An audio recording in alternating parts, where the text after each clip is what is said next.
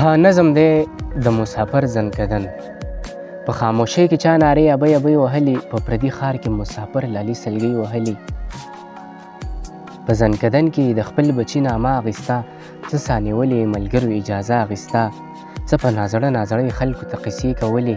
په ځنکدن کې ناشنا ناشنا ګیلې کولې.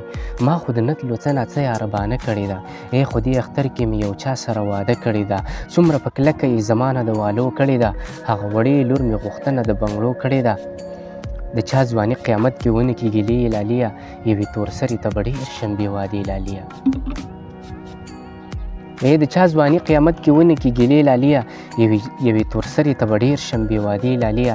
هغه بوډۍ مور خو مې لار و کوڅو ته ګوري، هغه بیا ژاړي چې زما وړو بچو ته ګوري. زما نه پس به یې بیا څوک داسې پالنه وکړي، هسې نه مور مې د خفګان نه ځان وژنه وکړي. د یو بوډا پلار د ړندو سترګو رڼا یم زه، په یو جونګړه کې د چا د ژوند ښکلا یم زه.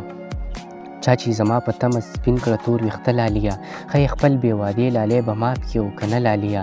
یو خړ سیلاب راغی په ډېرو امیدونو یاره، نیمګړي پاتې شو د چا ټول ارمانونه یاره. د زړه له کوره یې نرۍ نرۍ ژړا ختله، یو مسافر نه په پردي وطن کې ساه ختله. د زړه له کوره یې نرۍ نرۍ ژړا ختله، یو مسافر نه په پردي وطن کې ساه ختله.